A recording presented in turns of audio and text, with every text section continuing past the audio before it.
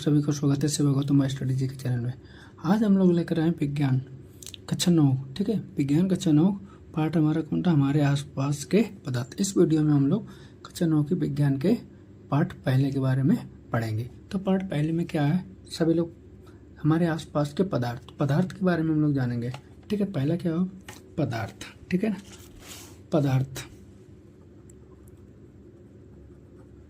पदार्थ की बात अगर की जाए तो पदार्थ की बात करते हैं, वे सभी वस्तुएं।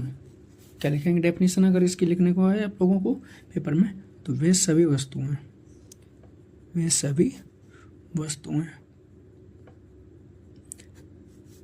जिनमें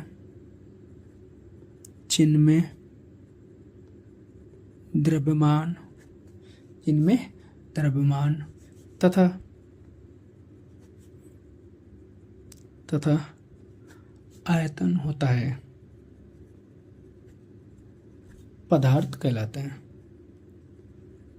पदार्थ कहलाते हैं। ठीक है ना, ये बात आपको समझ में। वे सभी वस्तुएं जिनमें द्रव्यमान तथा आयतन होता है, पदार्थ कहलाते हैं।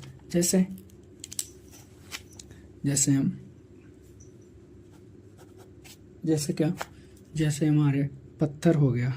ठीक है ना, ठीक है, पत्थर हो गया, हवा हो गई, ठीक है, पानी हो गया।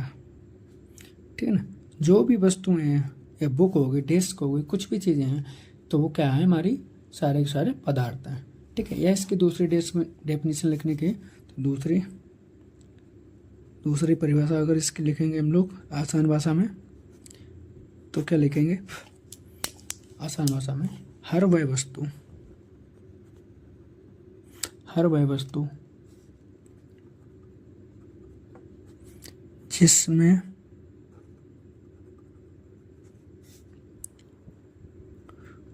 कुछ ना कुछ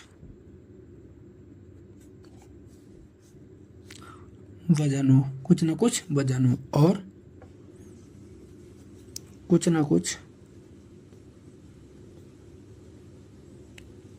कुछ स्थान घेरती हो।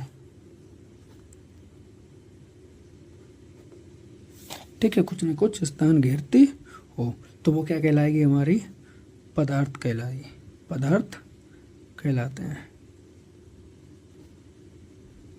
ये बात आपको अच्छे से याद होनी चाहिए। या तो आप ये वाली परिभाषा लिख दें, या ये वाली, तो आप ये दोनों परिभाषाएं, हर वह वस्तु जिसमें कुछ ना कुछ वजन अथवा कुछ ना कुछ स्थान घेरती है, पदार्थ कहलाते। जैसे हमारा की डेस्क हो गया। ठीक है, कुछ भी वस्तु ले लो जो स्थान घेरती हो, जिसमें वजन हो। ठीक है, तो वो हर वह वस्तु, तो वो हमारी पदार्थ के अंदर आती है। ठीक है, पदार्थ को 3 भाग में बांटा गया। ठीक है, पदार्थ को 3 वर्गों में बांटा गया, ठोस, द्रव और गैस। ठीक है ना, तो चलिए हम ठोस के बारे में पढ़ेंगे। ठीक है, ठोस की अगर परिभाषा देनी हो आपको, तो ठोस अवस्था क्या कहलाती है हमारी। ठीक है, इनके बारे में देखते हैं। पहला क्या है, देखो, वे सभी पदार्थ जिनका आकार,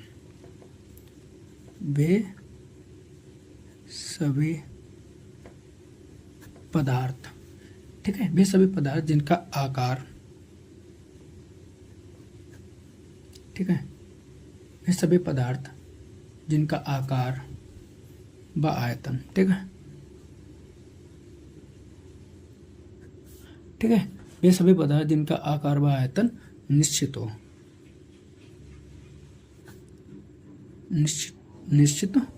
ठीक है, कहलाते हैं, क्या कहलाते हैं, ठोस कहलाते हैं।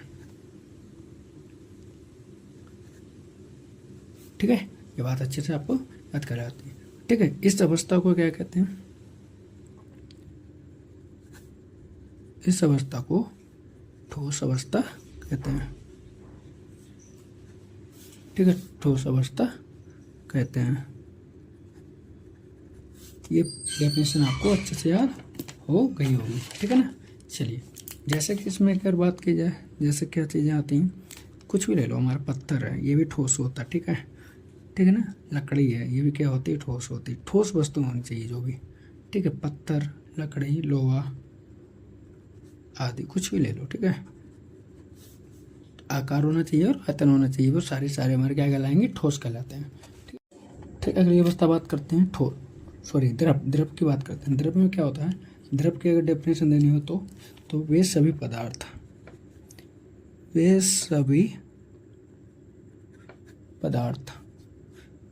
जिनमें आकार, ठीक है, ये सभी पदार्थ जिनमें आकार अनिश्चित होता है, ठीक है, तथा आयतन निश्चित होता है, ठीक है ना, निश्चित होता है, क्या कहलाते हैं, द्रव। इस अवस्था को क्या कहते हैं, ठीक है, या इस अवस्था को क्या कहते हैं, द्रव अवस्था। ठीक है ना, ये बात अच्छे से समझ आ रही होगी। ओके, जैसे एग्जांपल दूं, जैसे लिक्विड में कुछ भी चीज़ ले लो, आप पानी ले लो, ठीक है ना, पानी, ठीक है, या दूध, पेट्रोल भी होता है हमारा, ठीक है, तो ये सारे क्या होते हैं, लिक्विड फॉर्म में जो, ठीक है ना। चलिए गैस में क्या होता है, गैस की अगर डेफिनेशन लिखनी है आपको, क्या लिखेंगे, वे सभी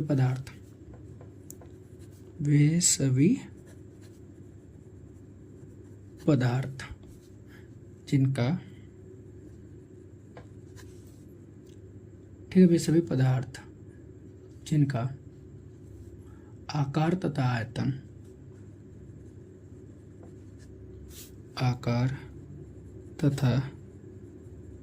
आयतन दोनों अनिश्चित होते हैं। कैसे होते हैं, ठीक है, दोनों अनिश्चित होते हैं, गैस कहलाते हैं। क्या कहलाते हैं, गैस कहलाते हैं। और इस अवस्था को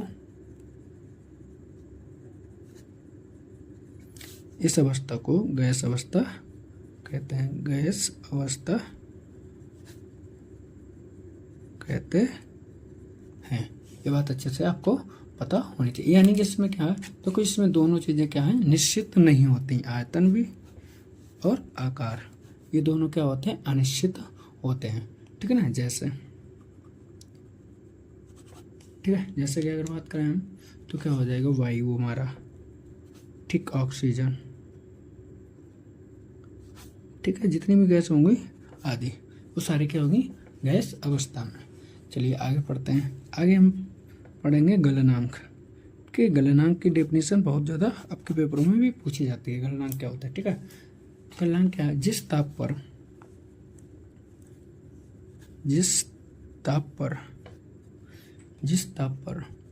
कोई ठोस, जिस ताप पर कोई ठोस, ठीक है ना, इतनी बात समझ आ रही, द्रव में परिवर्तित होना शुरू हो जाए, किसमें, द्रव में परिवर्तित होना शुरू हो जाए,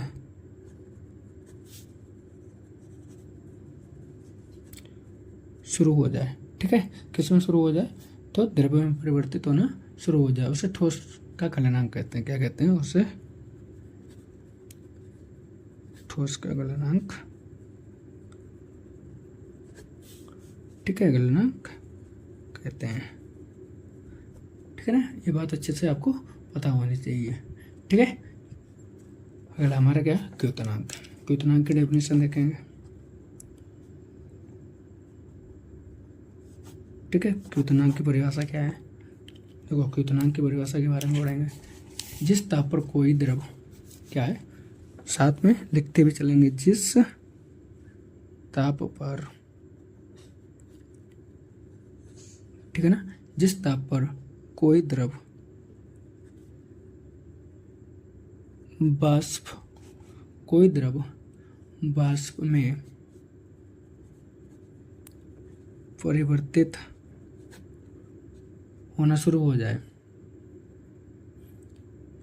होना शुरू हो जाए, वह उसका क्यूतनांक,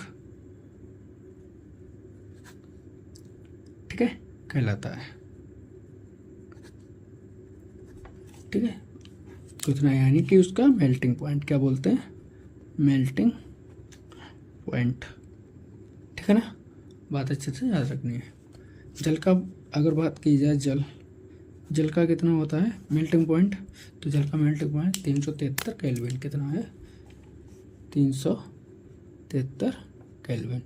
ठीक है, अगर डिग्री सेंटीग्रेड की बात की जाए तो -233 में घटा दो तो यानी कि 100 डिग्री, कितना 100 डिग्री सेल्सियस।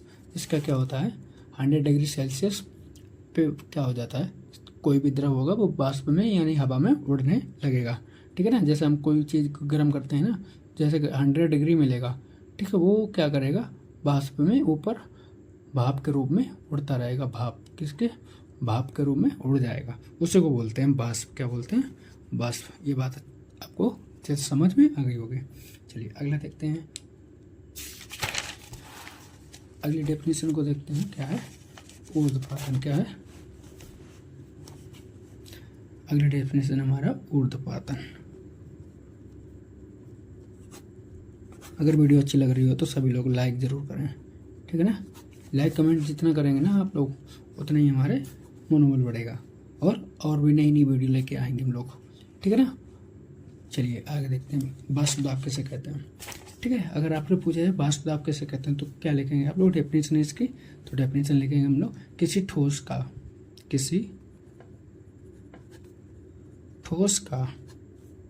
ठीक है, ठोस का बिना द्रव में बदले, बिना द्रव में, ठीक है, द्रव में बदले, बिना द्रव में बदले, सीधा वाष्प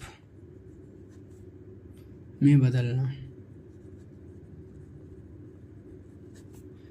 ठीक है, वाष्प में बदलना ही ऊर्ध्वपातन कहलाता है। क्या कहलाता है, ऊर्ध्वपातन कहलाता है। जैसे की बात अगर इसकी करेंगे, जैसे आप लोगों ने देखा होगा कपूर, क्या कपूर के बारे में आप जानते होंगे।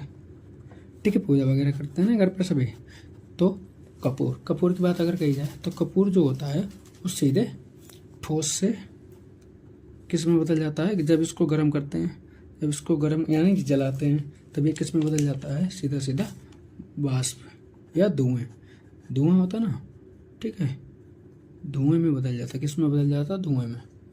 ठीक है ना, इसी को हम क्या कहते हैं, ऊर्ध्वपातन कहते हैं। ठीक है ना, अगर वीडियो आपको अच्छी लगी हो तो प्लीज़ लाइक एंड सब्सक्राइब जरूर करें। ठीक है ना, लाइक करना ना भूलें, लाइक और कमेंट करोगे ना तभी। और आपके लिए 2 क्वेश्चन और मैं दे रहा हूँ अभी, ठीक है ना, तो क्वेश्चन भी आपको कमेंट में आंसर देने सभी के। ठीक है, मैं 2 क्वेश्चनों को रख रहा हूँ, 2 क्वेश्चन आपके देखो। पहला क्वेश्चन आपका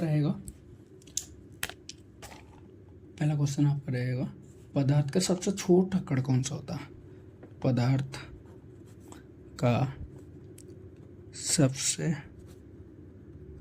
छोटा कण है। आपके ऑप्शन रहेंगे, आपके ऑप्शन को भी दे रहा हूं मैं। ए ऑप्शन रहेगा आपका अणु, क्या रहेगा, अणु। बी ऑप्शन रहेगा आपका परमाणु, ठीक है ना, और सी ऑप्शन रहेगा आपका यौगिक, ठीक, यौगिक, और डी ऑप्शन रहेगा आपका इनमें से कोई नहीं, इनमें से कोई नहीं। और एक क्वेश्चन और आपको दे रहा हूँ, ठीक है, ये 2 क्वेश्चनों के आंसर आप कमेंट में ज़रूर करेंगे। ठीक है ना, समझ आ गया ना आप सभी लोगों को, तो ज़रूर करना है, जिससे क्या होगा आपको भी पता चलेगा कि हाँ आप कितना पढ़ाई लिखाई कर रहे हैं भाई। ठीक है ना, अधिकतम गतिज ऊर्जा किस में होती है, ठीक है, अधिकतम गतिज ऊर्जा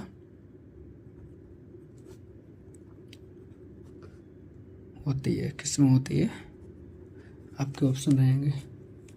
ठीक है ना, ये गतिज लिखा हुआ है, सही से लिखने ना, गतिज। ठीक है, पहला ऑप्शन रहेगा आपका ये, ठीक है, ठोस के अणुओं में, ठोस के अणुओं में बी ऑप्शन आपका रहेगा। ठीक है, द्रव के अणुओं में, द्रव के अणुओं में। और सी ऑप्शन रहेगा आपका गैस। ठीक है, गैस के अणुओं में। और डी रहेगा ठोस द्रव तीनों के, ठोस द्रव गैस तीनों के, तीनों के अणुओं में। ठीक है ना। इनके आंसर आप लोग सभी आंसर किस में देंगे, सभी लोग आंसर कमेंट करेंगे, समझिए ना। कमेंट में सभी का आंसर आना चाहिए। ठीक है ना। चलिए मिलते हैं इसी प्रकार के नए वीडियो में। धन्यवाद।